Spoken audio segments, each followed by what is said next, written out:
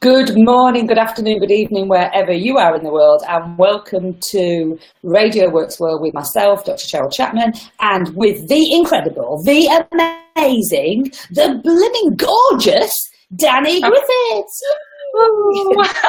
Hello, Dany. Welcome to the show. We were just saying there's a little delay, isn't there? So I'm going to pretend that Dany's not in the Midlands or wherever she is. I'm going to pretend she's in Australia. Well, you're up north and I'm down south, so that's probably good enough reason for a delay, isn't there? So, Dany, I know I've mentioned your name, but please introduce yourself to the viewers and to the listeners. I will, thank you. I'm Dany Griffiths, and who am I? Where am I? I live on the borders of South East London and Kent. My husband finds it particularly amusing that I've never lived outside the M25. I am mum to a gorgeous, eccentric little 10-year-old girl called Evan, and she has ASD and ADHD. So we currently have been home educating her for the last 3.5 years, which as a business owner is pretty interesting, trying to juggle the two. I am a hypnotherapist and also the co-founder of the W.O.R.K.S, and my job with the W.O.R.K S is to create all of our programs for pregnant clients, so supporting them from bump to birth to baby. And also I do business mentoring for our instructors as well, so I've written business growth programs for them too. So that's me in a nutshell.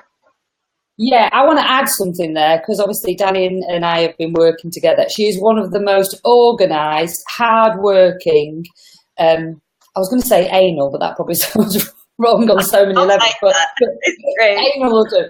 Like, so precise, so like just wants to get things right for her clients and for her community, which is brilliant. And I think a couple of your community have joined us. So we've got Jacqueline. Good morning, Jacqueline. How are you? Jacqueline. And also Anne. Oh, bless. And Anne Jeffrey's asking if she's going to be able to listen again. Yeah, so yes, Anne, and anybody else who wants to know, you can share this, you can watch us live, and there will be a recording so you can pick up in case you haven't got time just now. But I know this is going to be an amazing show. As I said, I've never met anybody like Dany who is just so on point, if you like, on point. Whenever she is doing anything, it's like, yeah, I'm going to do it, and I'm going to do it really, really well. So we've got the lovely Bex here as well. Actually, Bex and her partner have got my daughter today. So, I love it. So I'm guessing it's Lee who's looking after Evan right now. Hello, Evan. Hello, Bex. Hello, Lee. So, so organised. Yeah, she definitely is, isn't she? That's great. Good stuff. So let's begin. Well, we start with this little conversation, because this conversation is about meeting people like yourself, Dany, who have, you know, everybody's got a story, right? You've only got to go down the pub, everybody's chatting, girls round coffee tables, you know, even kids in playgrounds, everyone's got a story. Yeah. And so with that in mind, I created this environment because I know I work with some incredible people like yourselves who've all got incredible stories. And it's kind of like, you know, just share them, because I think a lot of people see, you know, women like you and like me, we look like really strong and sorted and organised, which is everything that you are. But of course, you know, there's usually a backstory, right? So we've been creative, you know, this is just where we kind of share the, you know, warts and all, as they say. Yeah. I've got more comfortable with sharing the warts recently, so that's good timing. But let's begin with a little bit of fun, which is basically, you know, where are you in terms of like your childhood? I know that you do a lot of work with people, you know, from bump to birth to early parenting. But if you go back in time, what was your favourite story? You know, either a book or a film, and who was your favourite character? Let's start back in the day. Okay, so I actually loved reading as a kid. It was about all I could do. Evan often says to me, "Mummy, what toys did you play with? What did you like to do?" And it's always reading. And she's like, "Oh, was it reading, Mummy?" And I particularly loved Enid Blyton, as I think a lot of girls do. And I think really I loved Enid Blyton books because the kids were really independent and confident and courageous. and living these lovely adventures, everything that quite honestly I wasn't doing. I was reading about it and getting lost in the fantasy of that. My favourite character actually was Daryl Rivers from the Mallory Towers series. I don't know if you read any Lighton, but I particularly loved her. One, because she had a boy's name, like me, because although there's lots of Daniels calling themselves Dany these days, when I was a kid, there were none, and I was very unusual to be called Dany. And also, she was really kind and really caring, but she had a really bad temper. So I could really relate to that. She spent all of her school years, you know, her friends liked her and they loved her, but she was always battling with this temper. So I could really relate to that. So she was absolutely my favourite character. Oh, brilliant. That's good. What I'm finding, and I've done a number of interviews, you know, chat shows, if you like, whatever you want to call this, you know, just getting to know people and sharing, is that it's so incredible how those stories really, and those characters kind of show out in later life. So like last night I was talking to Mark, who I know you know as well, who's recovering from cancer. And yet he said, you know, as a kid, it was Tigger that he was inspired by. And he definitely is bouncing back, if you like. And I love this, because this just sounds like you, you know, as an adult. Now it's like you're describing yourself, which is great. Actually, you know, Tigger's one of my favourite characters. Sorry, Cheryl, I've interrupted. We said we'd try not to do that. And I seem to have created a child who is Tigger. bounce. So it's good to my love. Yeah, and you understand it and appreciate Tigger for its, you know, excitement and its energy, which is brilliant. Yeah. But I'm laughing because when you were talking about boys' names, I mean, I'm a lot older than you, but when I was about 10 or 11, I suddenly decided, I don't even know where these come from, but I suddenly decided that I didn't want to be called Cheryl. I was Cheryl Brooks back in the day. I didn't want to be called Cheryl Brooks, so I changed my name to Tony. Anybody who ever met me, I'd say, yeah, it's Tony with an I, Tony with an I. Random. And I'm not that much younger than you, actually, Cheryl. We'll have a conversation of that off air. But yeah, like boys' names were trendy. Like it was a trendy thing to do. I was trying to be really trendy. And cool. Although I didn't like it. I used my middle name. So anyone who knows me from primary school years would call me Dany Jane, because Jane's my middle name. Yeah. So when my best friend wants to tell me off, she goes, Dany Jane. You kind of long names me. I always use middle names. I don't know what it is about. I always use middle names. I think it's because my sister, who's a lot younger than me, she's like 16 years younger, she was called Gemma Louise. And I don't know, I think there's just some kind of like taunting in there. I don't know what it is. But I always use, you know, my goddaughter is Jane Elizabeth. You know, my other goddaughters, well, anyway, I could go on for a while, you know, but we've got, I always use the middle names as well. I don't know. It's a term of endearment, I think. Cool. So now we've got this kind of image of what Dany was like as a child, or who you were inspired by. And actually, I think you've turned into her, if you don't mind me saying, definitely. Like, you know, bit off the wall, you know, really lovable, really caring. I'm sure your community, if they're listening, will be giving me a thumbs up for that. So let's move on a little bit in time. And so let's talk about, you know, what's your story, Dany? So like, let's just, I mean, I'm sure there are lots of stories. We could have a radio show or a chat show, me and you, for about 3 years, I think. But in terms of, in terms of your story, we've done a lot of work on your story. Yeah, I know a lot about you. But in terms of the story that you want to share with the listeners and the viewers today, you know, where does your story begin? Yeah, well, actually, just you asking me to talk about my story makes me feel quite emotional, because when I think back to my very, very earliest childhood memories, it's always of this very frightened, very shy, very introverted, I would say little girl, but in age, but I was never little. I'm 5'10" now, I've lost an inch, but I was 5'11" by the time I was 12. So there was no hiding, physically there was no hiding, but all I ever wanted to do was hide. And as I say, I felt like I was just born with these fears and these worries, but I was such a contradiction, because although I wanted to hide and not be seen, I also had this big temper. So I think that I wanted to be heard. I didn't know how to be heard, and all of a sudden it would just kind of explode out of me.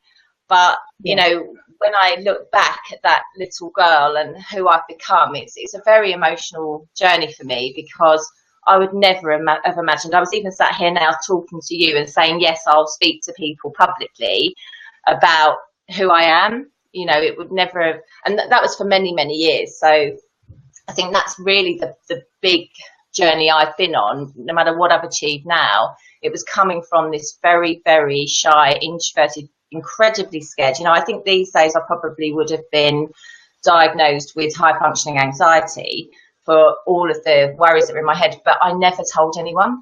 I never told my parents. I never shared for years how I was feeling.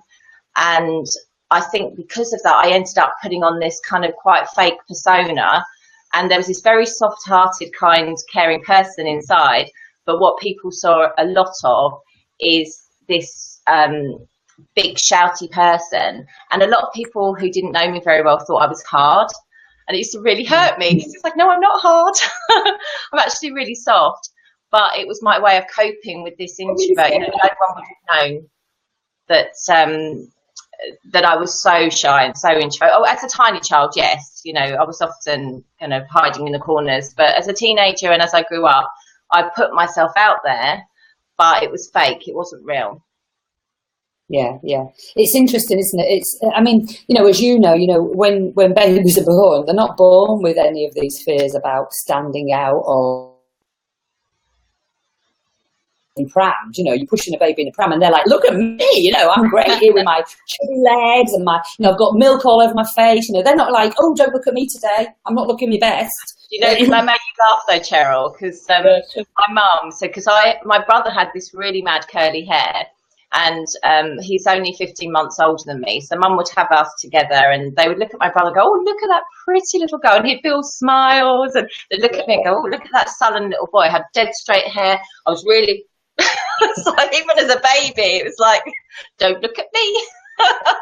I don't want you to take any notice of me. Who do you think you are? Do you not know who I am? You don't book an appointment. That's a different way of looking at it. Oh, who knows? No. So it's kind of like but you do learn. Cheryl, you keep cutting out on me, and I can't hear you. Oh, I better say it a bit slower. No, I can't hear you. Oh, hello. Okay, let me just do a little refresh. Let's see if this helps. Bear with us, ladies. We'll be back, and gents.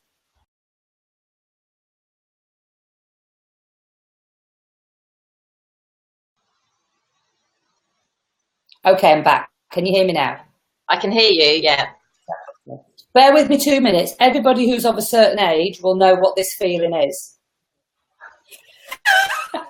I'm getting close. Yeah, a bit of poetic wafting.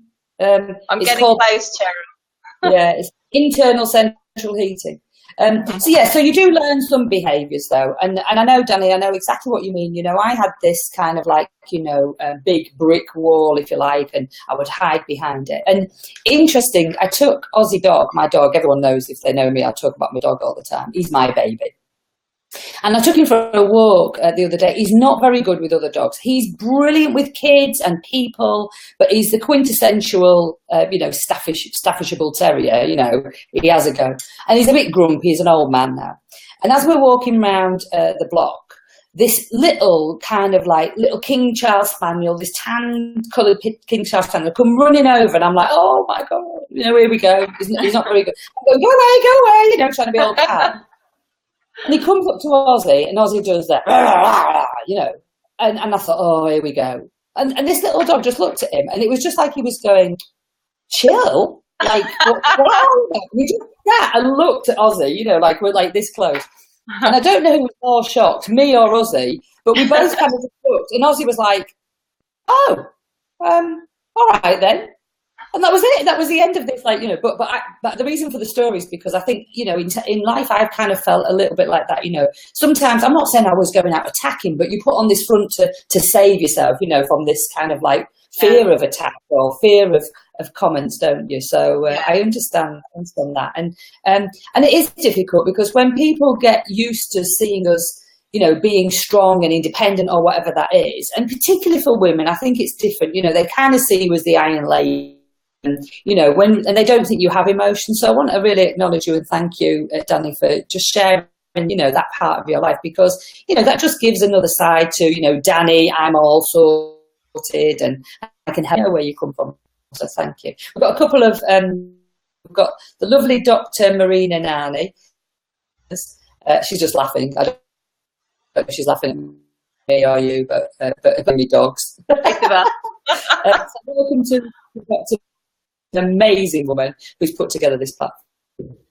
So we know where your story began, Dany. So what is it? Share with the audience about, you know, what kind of changed in your life, or what changes you've had to go through in your life to adapt that younger Dany to the lovely woman that we see today. Yeah. Well, as I say, I felt very shy, very introverted, and for me, I felt like there was something really wrong with me. I felt like all my life there was something very odd about me. I didn't seem to fit into my family. And I couldn't quite work it out. And don't get me wrong, I had friends at school, but just always felt like I was enjoying life on the outside, almost like writing my book. So I would enjoy my life when I was reflecting back on it, rather than when I was actually doing it. When I was 17, I actually found out that my dad wasn't my real dad, because my dad had died the month before I was born. And I don't know, have you ever had that thing where you found something out and then you thought, oh, that must be why I'm like I am. I get it now. And then expect everything to be all right, because it's like, oh, well, I know now. But actually, it doesn't work like that, because all the stuff that you've learned as a hypnotherapist now, I've learned that all that stuff is inside and you have to make the change on the inside. So actually, even with that knowledge, and with that came a lot of guilt about how I'd sort of treated my dad, who was actually a really good dad, but I just didn't get on with him. And carried on faking it and faking it and faking it actually for years, until finally my body decided to give up. I got glandular fever, carried on working and surviving on soluble saltine. Again, not telling anyone, and I'm talking about when I'm 29 now, not telling anybody about how I was feeling inside. And then my body just shut me down. And it was that made me think, actually, something's got to change. I was so unhappy. You know, I've never seemed to, outwardly I looked happy and I was going out and enjoying myself, but I never, ever felt happy. And I couldn't remember ever feeling truly happy in my life, which I'm 29, and it's just like, well, you know, that's just ridiculous. And what I did actually was, when I was 29, there was no Googling, there was no internet and searching. I got a copy of Floodlight. I don't know if you've ever come across that. It's a book full of courses. It was a book full of courses. It's probably online now. And I was literally just going through the pages looking for a sign.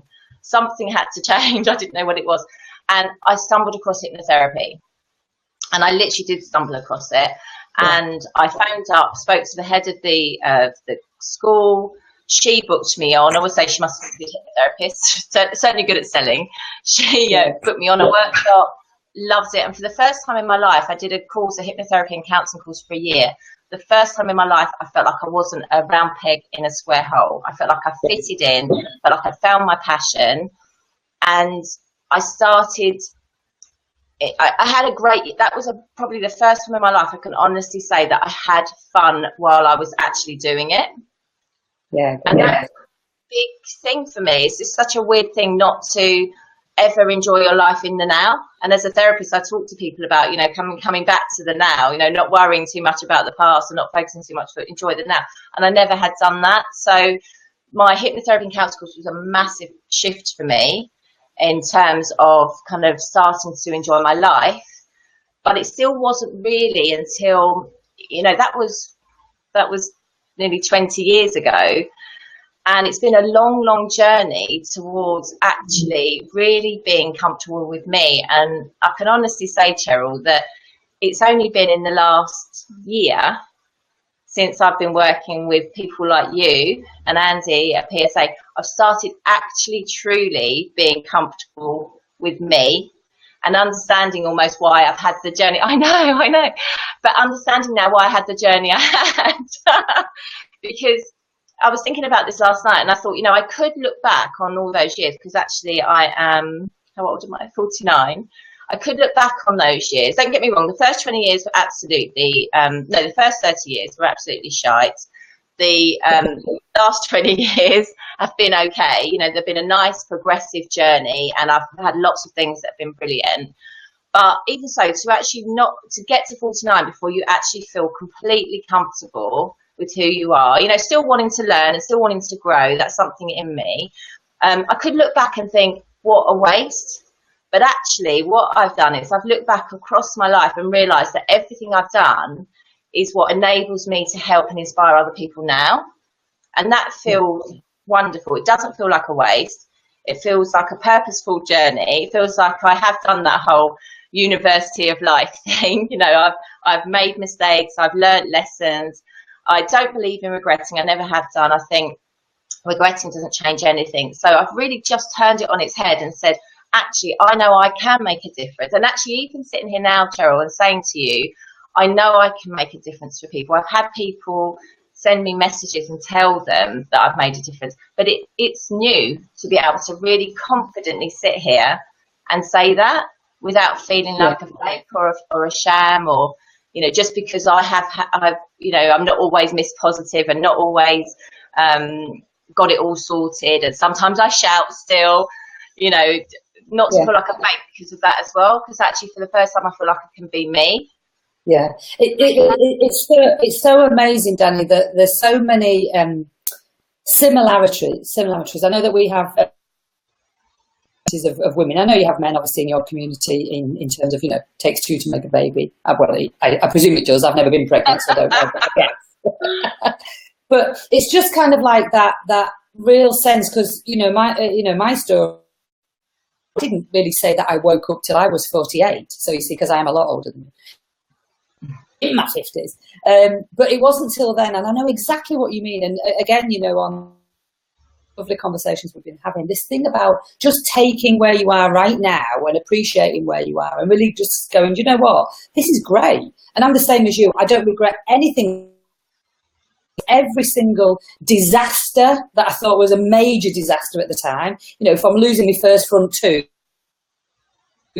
to losing other things, like, you know, these are major points in your life, but they all help and shape and form you to be who you are today. And, you know, I wouldn't be you any other way, and I wouldn't have me any other.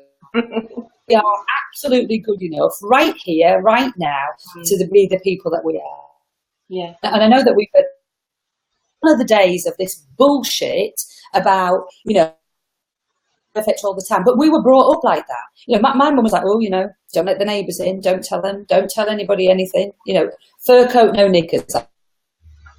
Looks great on the outside, but under the coat, there you go. So for me, that we're coming to this time where you and I can have this conversation on live, mediums like this, and no, do you know what? Okay, I might have said that, and I might have said that, but I don't care, because it's who I am right here, right now. Yeah. And if some people don't like it, that's absolutely fine. They can go and find people that we're not going to be liked by everybody. But the people who warm to us, the people who want to be around us, the people who want to be around you know you now, because you know you. And that's the most important thing, isn't it? You know you now, which is absolutely brilliant. And some really... Sorry, go on. Some really big messages that have come across for me over the last year, really, is one of the things that stuck in my head was Andy said on a training once, I want to hear what you believe. I don't want to hear your content. I want to hear what you believe. And actually, that was a massive, massive thing for me. I thought, gosh, if I say what I believe, it means someone else can knock me down for that. And then I thought, well, actually, so what? So what if they don't agree with me? Because not everyone is going to agree with me. So the minute I realised that, it took the fear out of saying it, because I didn't have to get everyone to agree with me. I didn't have to care whether anyone agreed with me. And lots of people actually did. So that was, you know, that was quite a big thing for me to hear that, and to really start trusting that I could share. And I think from that has helped me share more about who I am, because obviously my beliefs have come from who I am. So then I started being a lot more kind of honest about some of the more difficult sides. You know, I have a page, I do a post a day on my Dany Griffiths Facebook page, and it is meant to help bring positivity and motivate people and inspire people. But sharing is what I realised, and this sounds odd, Cheryl, I hadn't realised before, and it's stupid because as a therapist, I should realise this, because it's all about kind of being able to build rapport before you can work with someone. But I didn't realise how important it was to actually share the backstory before. to actually show them that I had come from a place where I truly get where they are, or maybe, where they are right now, or part of the journey that they're on. I didn't really truly get that that's what they wanted to hear. I thought that they had to hear the good stuff, the positive stuff, because that's the learnings. But actually, until I'd shared that actually, I struggle too, and I have struggled too, I don't think that people necessarily always can hear your message, can they? So that's been a massive thing for me as I've been doing that page. And I do it every day. I'm absolutely diligently post something every day. Sometimes, you know what I'm like, you said it right at the beginning. Sometimes I think, I can't be bothered. I don't want to write this bloody post, but I've committed to it. And because I've committed to it, I will do it, come rain or shine. You're right, because, if I think about, when I was of, having a drink a lot to distract from the life that I had, and a lot of the clients that, in your pants shouting, I'm amazing, might not do it. And I'm not saying there's not a place for that, because I have that as part of my Live Love Laugh Lounge, but just in terms of like of the problem, getting to is holding somebody back, just putting in positive statements is a bit like putting new wallpaper over rising damp, and it's going to look very pretty, and it's going to be, and it might get you through for a year, but guess what, the shit's coming back. So you've got to really get down to the nitty gritty, if you like, get down and dirty. And I love Marina's just sharing a little here, which is, she's loving you, by the way, Marina and Annie. So true, Dany Griffiths. What others think of you is none of your business. You only focus on what you think of yourself. And the beliefs is so true. This morning, I had an early start this morning, because obviously I'm coaching, as you know, all over the world. And I had a session with a lady, interesting, because she said, but I believe different things from this person. Or she said, no, I teach a different process to this person. I said, great, then stand up and talk about it. And she was like, but it's different from that person. I went, yeah, because it's your belief. So no one can ever tell you that that's wrong, because that belief comes from your experience and the way you see the world now. Now, sometimes, as we know, as hypnotherapists, when you go back in time, some people attach a different meaning to a story, and of course that can change. But when you're sharing your experience, and if you're out there and you're helping people because you experience something and you know how to get them over that, if that's different from the way that the person down the road does it, doesn't make one person right and one person wrong. It's whatever works for you and for your clients. Yeah. And I'm not a great football fan, although, I do support Liverpool, and I have supported Liverpool for my whole entire life. Guess where I got that belief from? My dad. But, just because I support Liverpool, if somebody else supports Man U, like my husband does, I say, oh, Liverpool the best team. And he goes, oh, no, Man U are the best team. Well, we could do that forever and a day. And I'm never changing the way that I think about that, and he's never changing the way that he thinks about that. But that doesn't mean to say that we can't both exist in coexist in the same house, even. So sometimes just what you share with what you believe is where the passion comes from, and that's really a great. Yeah. So thanks for that. That's good. I also I think that kind of understanding, because for me, I think because I felt like I was always wrong growing up, that and I couldn't share what I believed. I think what it's done is it's really helped me appreciate that more, because what I found is even when I'm in a situation where I feel personally someone's not being very nice to me, I can step aside and privately appreciate their point of view. I might not actually say that to them, to be fair, but privately I can always understand someone else's point of view, and it irritates me sometimes because I think I don't want to understand their point of view because they're being mean to me. But it's been a really useful thing for me to have, and I think that's why the Wise Hippo actually is so different, because other programs that are similar to ours, that were very much about a certain type of birth, whereas for me it was saying, actually, we're all unique. Our pregnancies are unique. What we want from our births are unique. How we want to parent is unique. So I would very much look at it as you know, what is right for you? I say, if it feels right, it is right. And women should be trusting themselves more. I can't stand all this mum shaming that goes on. And I said right at the beginning that, you know, how shy I was. And so I've got a massive passion around building self-worth and self-esteem. And so all through all of my programs, that's something, and it's for my instructors, for my pregnant clients, I want them to feel really confident in themselves and trust themselves to do what's right for them. And that's something that's really, really important for me, and is the underlying kind of philosophy in everything that I do. And all of the programs that I put together is about saying, well, how are you going to come out of this feeling good about you? Because it doesn't matter what anybody else believes, doesn't matter what anybody else thinks. And I think in the whole pregnancy, birth and parenting world, there's such a lot of judgment, there's such a lot of guilt, and it really makes me sad when actually, you know, we're all doing the best we can do with what we've got. And actually, it would be much better if there was a lot more support going on around all of that, with building each other up, rather than, sadly, in a lot of cases, putting other mums down. I'm focusing on mums. I'm sure guys have some of this too, but you know, I don't know. I think the mums feel it more. Could be wrong, but. Well, I think, you know, I mean, again, I'm not a mother, so I don't know, but when my sister was born and I was 16, I always say I think she put me off childbirth, because I kind of thought, hang on a minute, I have to take her to the baby minders every day. She comes to exams and she's crying. She's got this green poo thing going on, which I didn't understand at 16. And also, than to work. And I think just subconsciously I thought, yeah, it doesn't look like the sort of life for me, thank you very much. But I do appreciate that there's no manual, is there, on how to be a parent? You know, there's no right or wrong. It's just an instinct thing. You know, when I was looking after, I had to work on instinct, you know, at 6. I love the fact that you just said, just trust yourself, trust what's right for you, trust what's right for that manual, you know, your family. That manual, Cheryl, my mum always used to say to me, oh, you know, no one gives you a book and tells you exactly. Well, actually, there's loads of books, actually, but they're all about a very strict, rigid way of doing things, which if you don't fit into that, it's not great.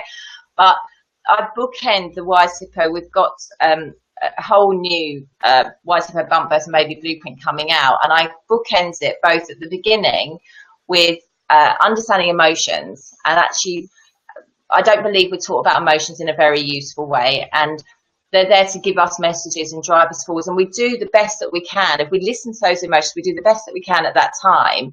And actually, so many emotions, particularly guilt, are so misinterpreted and misused. And then on the other side, I bookend it with a session right at the end of the blueprint, which is about the parent's state of mind. So how they're going to make sure they're okay, because actually, for me, it's all about, lots of people talk about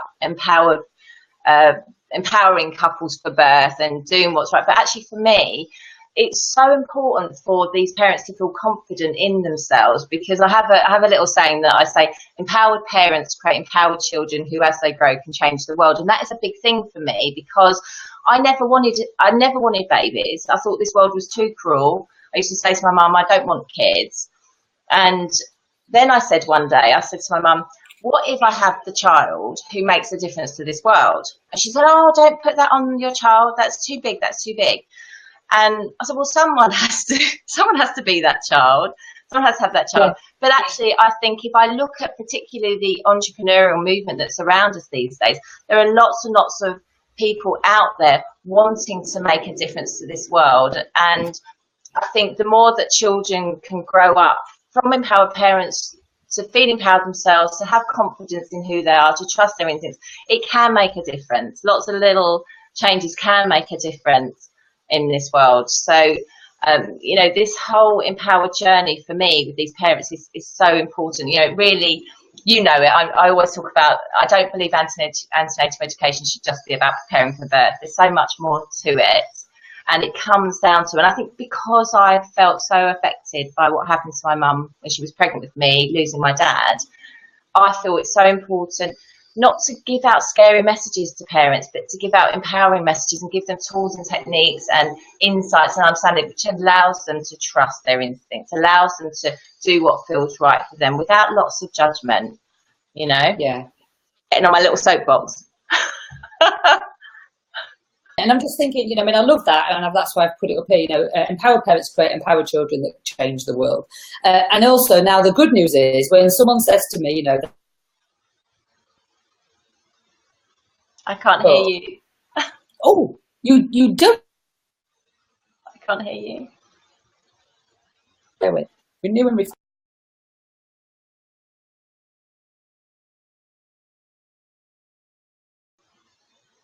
again, can you hear me now?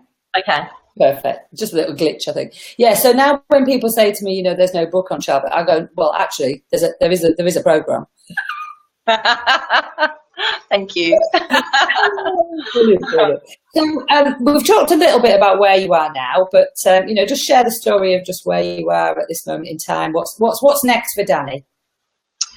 Well, currently, you know, I can't believe I say it myself sometimes, Cheryl, but, you know, obviously I'm co-owner of a six-figure business, which is incredibly exciting. We've done so much. We launched back in, well, we actually set the company up in February 2013, but launched in the May. So, you know, 4 years, we've done really, really well.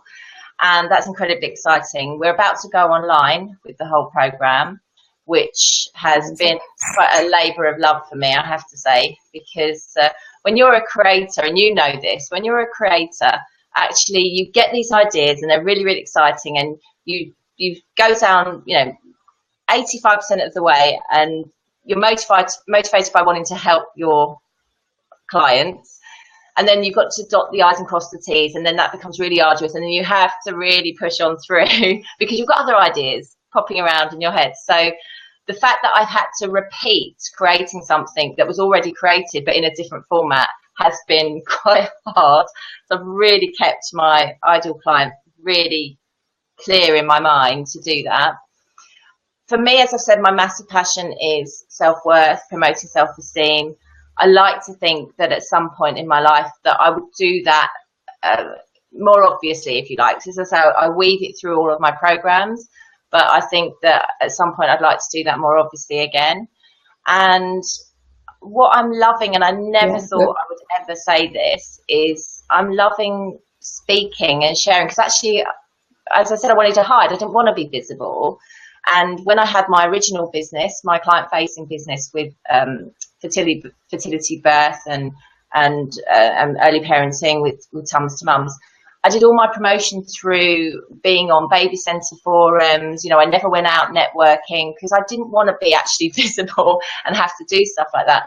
So to want to be on a show like this with you and talk with you publicly, to want to get up on a stage and talk, it still scares me as an introvert. You know, I think sometimes, you know, I would watch people come up and say, you know, like if you're on a course and people like maybe you, Cheryl, would come up and say, this is my story and this is how I used to be. And you think, yeah, but you always had it in you. You always had it in you to be able to stand up there. But actually then you dive deeper into people's stories and you realise actually a lot of them were like you. And no, they were really that scared and never thought they'd achieve. And I think that's a message I really, really do want to get across to people, that you can achieve anything you want. You know, it isn't always easy. And some of my girls say to me, some of my instructors, shouldn't call them girls, some of my instructors, they'll say, oh, you know, I'm scared to stand up in front of, I don't know, 10 people. And I say, yes, so did I used to be. And now I can stand up in front of 100, but I've got something that I'm speaking at next year. And I thought it was going to be 120 because that's what it was this year. I've been told it's 425 or something like that. And it's like, that's a bit bigger than I'm used to.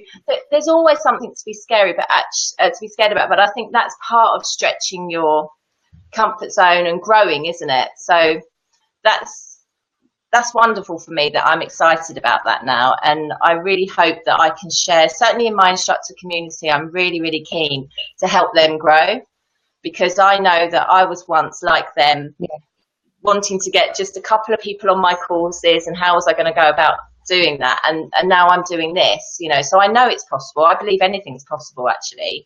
And I want people to realise that if you put in the commitment and you're consistent and regular and you're motivated, that you can do that. No, it's yeah. And again, it just comes from experience, doesn't it? And I think, again, we're talking about being authentic and just sharing, look, there's been some shit here. I don't really want to live in the past, but, for the purpose of this exercise, I want to share with you that I do know what you're talking about.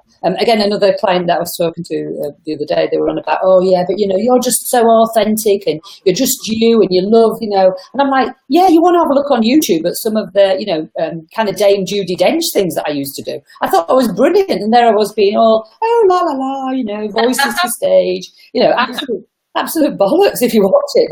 But you've got to start somewhere, and you grow, don't you? You're right.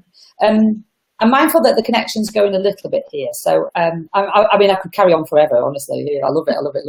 And I'm just so grateful that you're sharing your message because, as that introvert, if you didn't get out there, it'd be such a waste, such a waste for people who can, learn and grow with you and understand that you are they are potentially. Move on swiftly and say, what quote can you share with everybody? Just kind of like it is, indicative of you along the way. Have you got a quote that would to help? Well, something that I think pretty much everyone who knows me will know that I'm always saying, your head creates your world, so be mindful of your thoughts. And the reason that is so always in the forefront of my mind is because my head, as I call it, my thoughts, held me back for so long. As we've often laughed about frightened Franny in our chats, she was always in my head going, you can't do this, you can't do that, this is scary, that is scary. And yet actually very, very, thank goodness there's very little in our world that are actually that are going to harm us.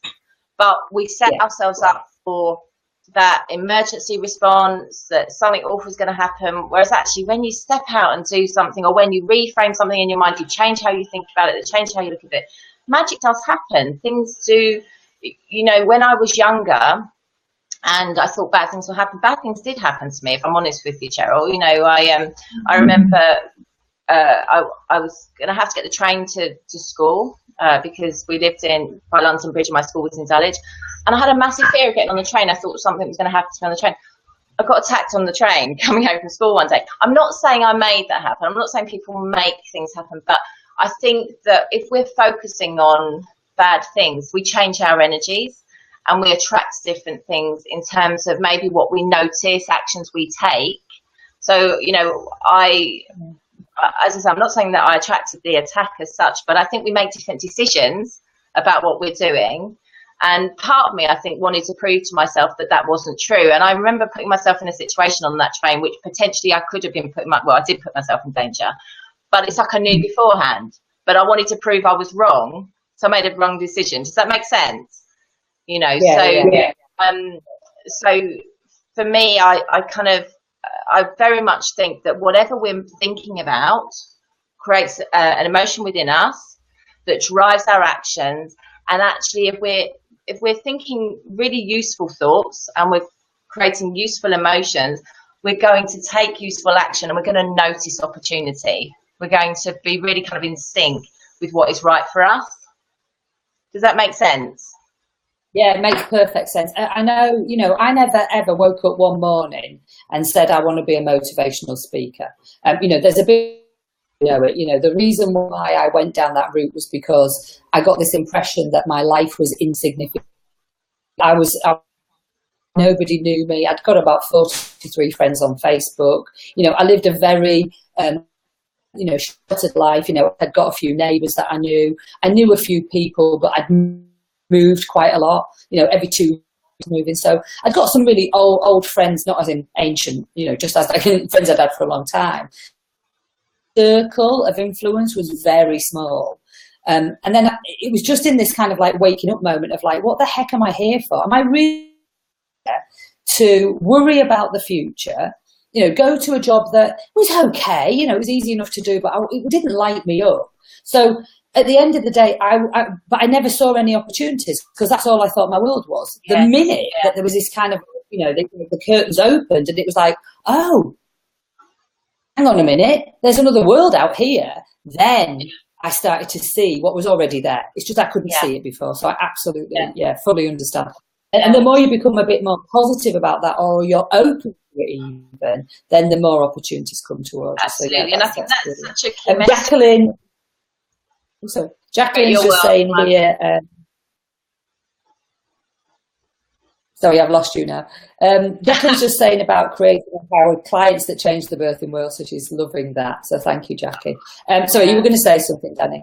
Yeah, just sort of adding on to what you were saying, really, in that I totally believe that what you're thinking, because for me, this is what law of attraction is. Not that you go, oh, I'm going to think about what I want and it suddenly turns up in your world, but actually, if you're focusing on what you want, you notice those opportunities. You actually send out the energy around you attracts people to you. You look for people who are going to be able to support you. So this is, to me, what law of attraction is, and you can work it backwards. I think if you get what you want and you work back, you think, oh, do you know, if I hadn't have made the effort to go to that event, I wouldn't have met so-and-so who introduced me to so-and-so. Do you see what I'm saying? So this is what I think law of attraction is. And I think as well that the way I think now has made me really kind of, I posted yesterday actually, or the other day, about something about being more resilient and open to change, because actually we can't control our world. It's forever changing. And when I was trying to really control my world all the time, it was really, really restricting.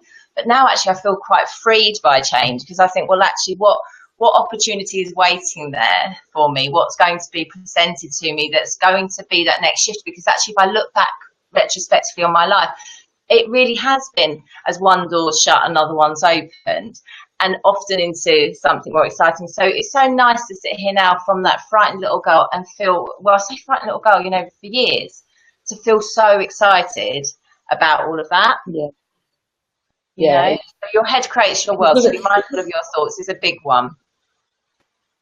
Yeah. And I love like you're really radiating at the minute, and like, you're glowing, and like just the confidence and your why as well, of course, which is something that's very close to my heart. There is a little part of me, definitely. Sorry, I was just going to say, there is a little part of me, the little girl sometimes go, what are you doing? What are you doing? She's still in there a little bit. And I'm like, just stop it. We're all right. Look, nothing bad is happening to us. Yeah, exactly. Because you're taking care of you, right? That's all the parts of you. Yeah. All the parts of you. Dany, it has been absolutely amazing. Thank you so much for sharing. I know that we've had some brilliant comments and reactions here, and I know if people are watching the recording, please still type in the comments so Dany can see. She's very inspirational, that she's inspired you as much as she's inspired me. We know that you do your Facebook, Dany Griffiths, so people want to look for you there. And how else can the audience keep in contact with you, Dany? Well, obviously, for anyone who's pregnant who's watching, we have a Facebook page called The Wise Hippo, by your side for bump, birth and baby. Also, thewisehippo.com.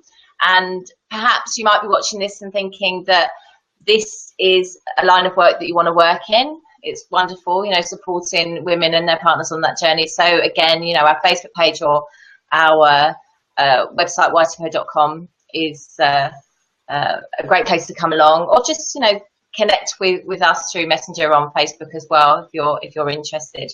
But as I say, we've got our online program coming out very, very soon, hopefully Monday. So look out for that if you're pregnant. Fabulous. Dany, thank you so much. Thank you for being open and honest and a little bit vulnerable, for showing it. Still be a little tiny bit there, but that's fine, because she's just trying to keep you safe. But for just being absolutely freaking awesome. So thank you much for your time, your energy and your wisdom. And we're just going to say good evening, good afternoon, good morning, wherever you are in the world. This chat, Dany Griffiths on Radio Works World. We hope you've enjoyed our chat, and we'd love to hear your comments. So thank you very much, and see you soon. Bye from chat. Thank you.